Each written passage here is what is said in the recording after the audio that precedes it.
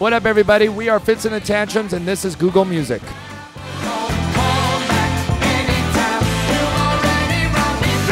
We are a non-stop, hot, sweaty mess dance party. You know, we are a band. We draw on soul music from like the 60s Motown Stax era.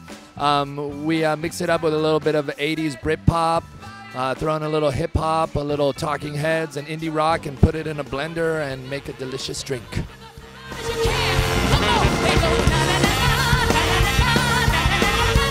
I was just playing the main stage at Lollapalooza today. It was just like all of us, I think we really saw the immediate attention that we were getting from the crowd from the beginning of this, you know, the first song up until the end. And when you have that experience of doing what we love to do and seeing that type of reception, it's always kind of this like overwhelming thing. As the drummer, that's always my goal, is to see everyone moving, even if it's just a head bob or whatever, but to see thousands of people jumping up and down to my bass drum, it's one of the biggest rushes I can ever have.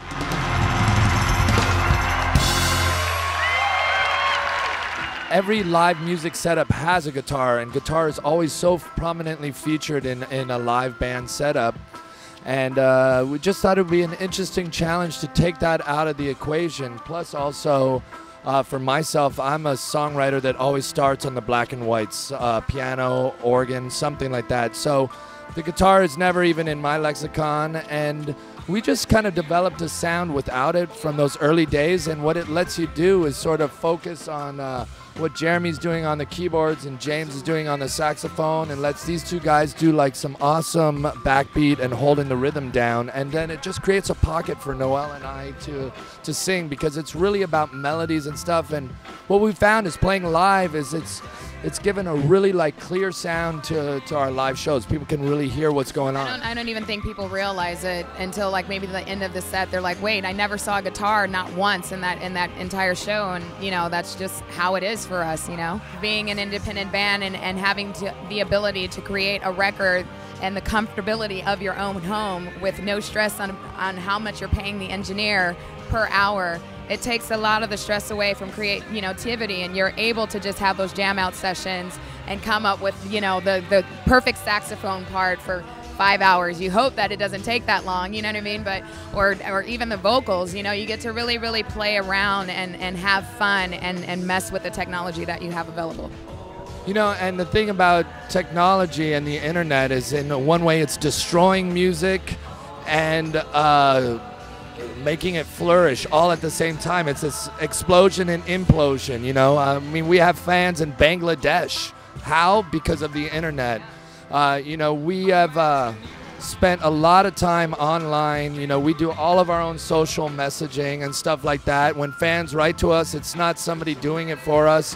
They connect with us, and it's been a huge part of us kind of making a deeper relationship. People want to know more about that. They want to see tour photos, and they want to see what it's like to be on the bus.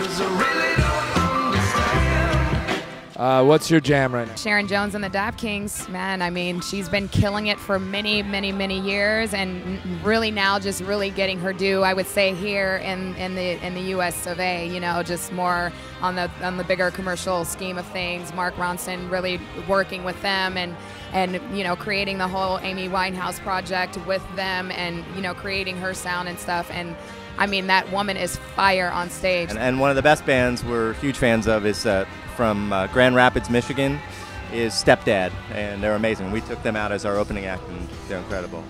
My leather, my fur, my nails. It's an unbelievable song. You're gonna love it.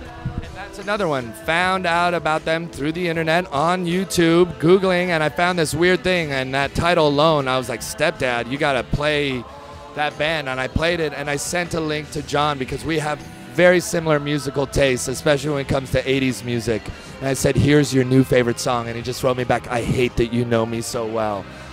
We reached out to those guys, and 2 months later we are on tour with them. So, and I promise you, you're going to hear tons more about Stepdad in the future, because they're an amazing band.